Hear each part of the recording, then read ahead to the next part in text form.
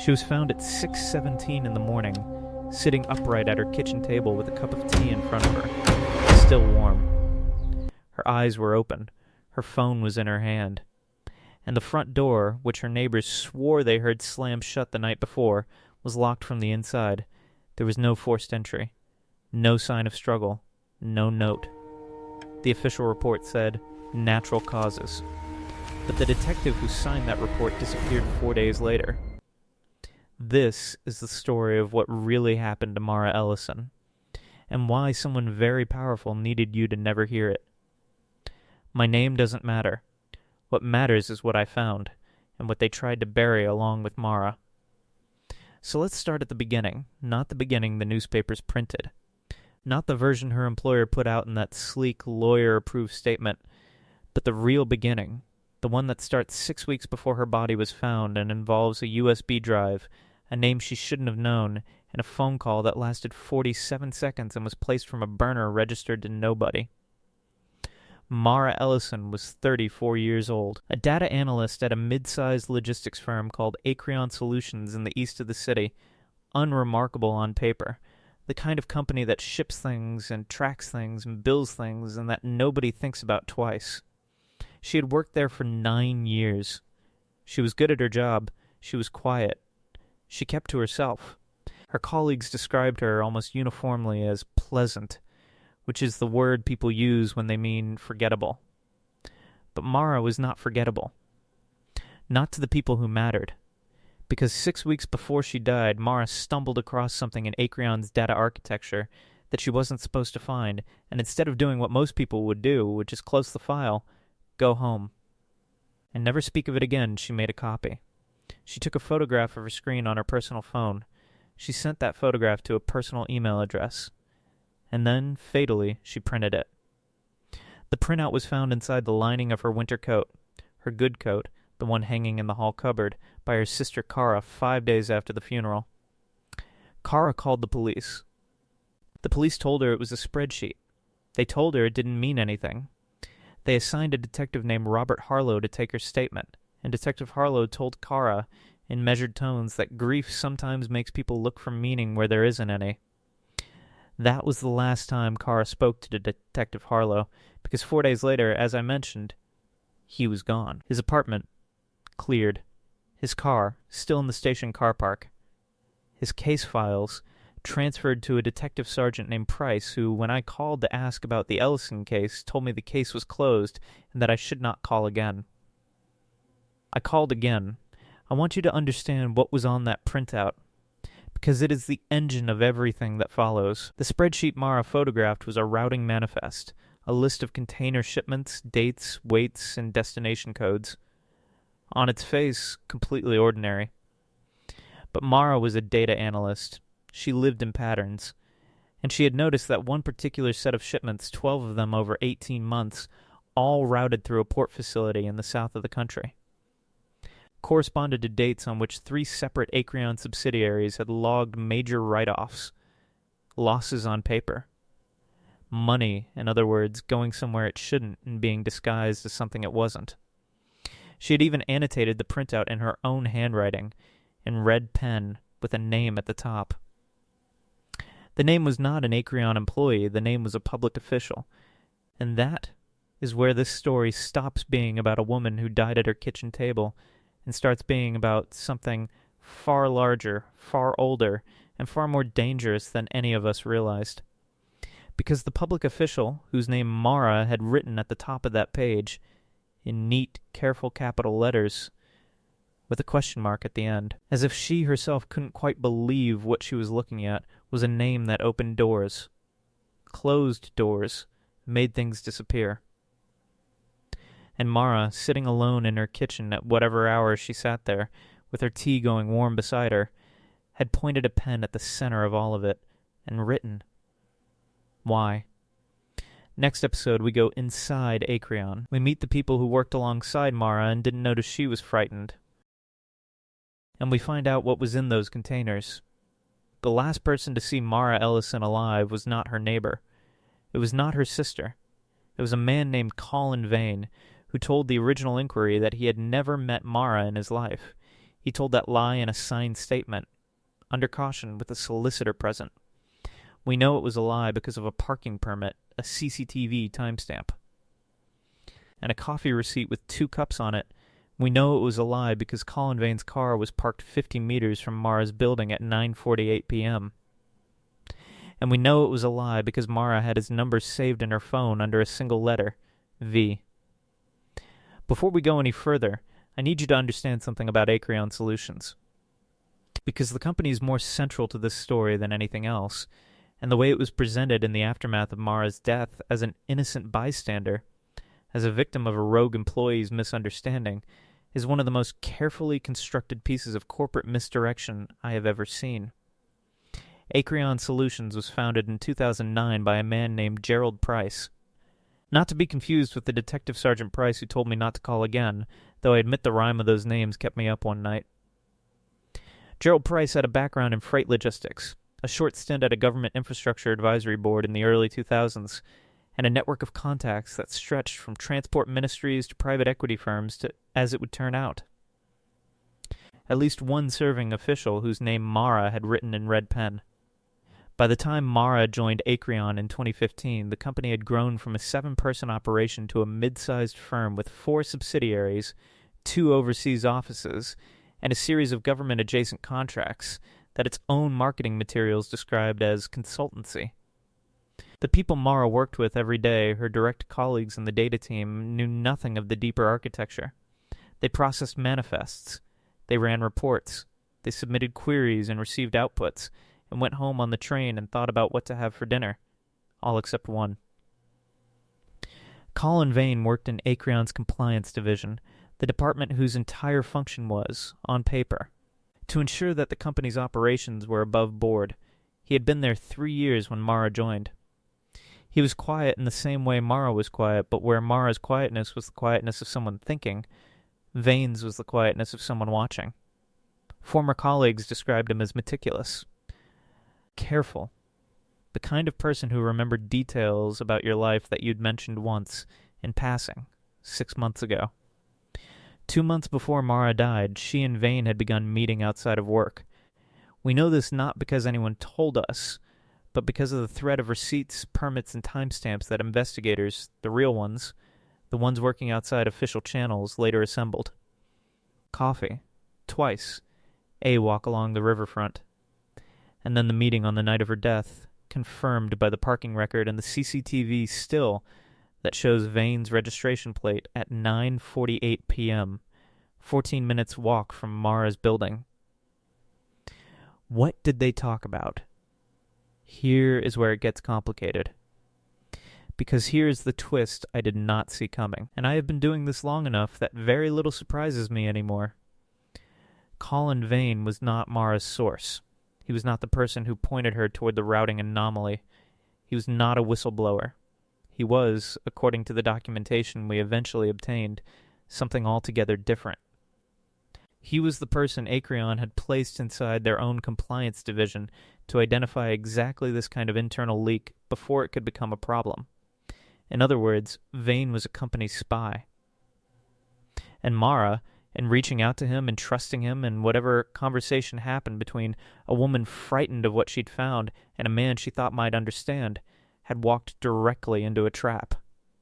Except that is not quite right either. Because the documentation also shows something Acreon did not anticipate, Colin Vane, at some point between his first coffee with Mara and the night of her death, appears to have changed his mind about what he was supposed to do. There is an internal email, a single email, sent from a personal account to a person whose identity we have not yet been able to confirm, that reads, in its entirety, "She knows more than we thought." I think she's right. I don't know what to do. That email was sent at 11:22 p.m. on the night Mara Ellison died. Colin Vane has not been seen publicly since the following Thursday. His LinkedIn profile was deleted. His lease was terminated. When I contacted his listed next of kin, a sister in the north of England, she told me, in a very steady voice, that she hadn't heard from Colin in months and that she would appreciate it if I didn't contact her again. Next episode, the public official. The name in red pen. and the discovery that changes everything about what we thought we knew. The name written at the top of Mara's printout, in capital letters, in red pen, with a question mark at the end, belonged to a man who had spent 30 years building a reputation as one of the most trusted figures in public life. A man who had chaired 2 national inquiries. A man whose photograph hangs in the atrium of a government building 40 miles from where Mara died. A man who, I discovered, had personally approved the infrastructure contract that gave Acreon Solutions access to a set of port facilities it had no legitimate business being near. His name is Aldous Crew. And he has known about this podcast since the 2nd episode. His lawyers contacted me on Tuesday. I published anyway. Let me tell you who Aldous Crew is, because if you have not heard of him, that is entirely by design. He is not famous. He has never sought fame. He is the kind of powerful that lives behind other people's names, the kind that gets things done through committees, through quiet recommendations, through the sort of favor economy that is impossible to see from the outside but that. Once you start pulling at one thread, unravels with extraordinary speed. Aldous Crew spent the first part of his career as a civil servant in the transport and infrastructure sector. He was involved in various advisory capacities in the privatization of a series of port and freight facilities in the early 2010s, a process that was contentious at the time and that, in retrospect, opened a set of regulatory gaps that certain private interests moved quickly to exploit. Among those interests, as we now know, was Acreon Solutions. The connection between Crew and Gerald Price, Acreon's founder, was not secret exactly, but it was obscure. They had served on the same advisory board. They had attended the same conference in 2008. There were photographs later uncovered of both men at a private dinner hosted by a logistics industry group in a hotel outside the city. These photographs were not published anywhere. They did not need to be. The relationship operated in the way these relationships always do, slowly, quietly, through proxies. What Mara had found inside the routing manifest she photographed on her work computer was the evidence of that relationship made concrete. The 12 shipments she had flagged, routed through a specific port facility, logged against 3 Acreon subsidiaries as write-offs, corresponded, on closer analysis, to a government infrastructure grant program that Aldous Crew had overseen during his final 2 years in public office. The write-offs were not losses. They were payments. Structured as losses, routed through subsidiaries, cleaned through a freight manifest that an analyst would only question if they were the kind of analyst who looked for patterns in things other people treated as noise. Mara was exactly that kind of analyst. Now here's where the story tears itself open. Because what I have just described, corrupt payments, a compromised official, a company operating as a laundering vehicle, is a serious crime but a comprehensible one. People do these things. They get caught. They go to prison sometimes. The reason I am still telling this story, the reason it has not resolved itself into a tidy criminal case, is because of what we found inside the containers. You will recall that the 12 shipments were physical, routing manifests. Container numbers, port clearances, not financial instruments, not wire transfers, actual containers. When a source we had been cultivating for several months, a former Port Authority employee who I will call simply H, provided us with access to the clearance records for those 12 shipments, what we discovered was not contraband in any conventional sense. The containers had been cleared as industrial equipment, machine parts, maintenance supplies. But the weight discrepancies, the difference between the declared weight and the actual measured weight at the port facility, were consistent across all 12 shipments, with the containers being approximately 30% emptier than declared. You do not get paid for ghost weight unless someone on the other side of the clearance process is recording delivery of something that was never actually there. Which means either the equipment never existed, or it existed and went somewhere else entirely, or, and this is the possibility that H raised, very quietly, on a bench in a car park on a wet evening, the equipment existed, was delivered. And what is being laundered is not money, but access. Access to something that required physical infrastructure. Something that required port clearance and compliant paperwork and a civil servant who would approve the framework without asking questions. H would not tell me what that something was. Not then. But H used a phrase, just once, that I wrote down immediately and have been thinking about ever since. H said, "The containers were the receipt. The actual transaction was somewhere you haven't looked yet."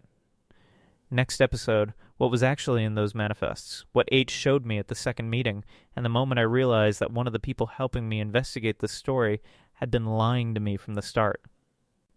I have been doing this work for 11 years. I have covered murders, frauds, disappearances, cover-ups, and one case that remains to this day the most disturbing thing I have ever encountered. And I am telling you now, as plainly as I can, that nothing prepared me for what H showed me at the second meeting. Not because of what it was, but because of the name at the bottom of the document, a name I recognized, a name that belonged to someone sitting 3 feet away from me as I read it. I want to be precise about the timeline here, because the order in which I learned things matters enormously, and I do not want to compress it or smooth it out in a way that makes it feel neater than it was. Because it was not neat, it was disorienting in a way that I am still processing. The second meeting with H happened on a Wednesday. It was arranged through an intermediary, someone I trusted, someone who had connected me with sources before, someone I will call by the name they used with me, which was simply Rook. Rook had been involved with this investigation from early on. It was Rook who first suggested that the routing anomaly Mara had found might be connected to Crew. It was Rook who provided the photographs of Crew and Price at the logistics dinner. It was Rook who sourced the internal Acreon email from Colin Vane's personal account, the one that said, "I think she's right." I don't know what to do. I had trusted Rook because Rook's information had always been accurate. Every document, every photograph, every piece of data had checked out. That is, I now understand, precisely how you build trust with someone you intend to mislead. At the second meeting, H brought a document that I was not expecting. It was not a shipping manifest. It was not a financial record. It was an internal communication from a body I had not encountered in this investigation before, a private consultancy that acted, as far as I could tell, as an intermediary between Acreon and the government framework Crew had administered. The document was a project summary, dated 14 months before Mara's death. At the top was a project code. At the bottom were 2 authorizing signatures. I read the first signature.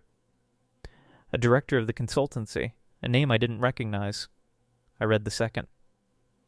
And the world shifted sideways, just slightly, the way it does when your brain refuses for a moment to process what your eyes are showing it. Because the second signature, the second authorizing signature, on a document that connected Acreon to an undisclosed government project running through Crew's infrastructure framework, belonged to Rook. Rook's real name. The name I had never used, never needed to use, the name that sat behind the pseudonym I had accepted without sufficient scrutiny, because the information was good, and the story was urgent, and I had allowed urgency to eat my caution. I looked up from the document. H was watching me. I said nothing for what felt like a very long time. Then H said, quietly, "I thought you should know who you were working with before I told you the rest." The rest. Here is the rest, or the beginning of it. The project summarized in that document was not a freight project.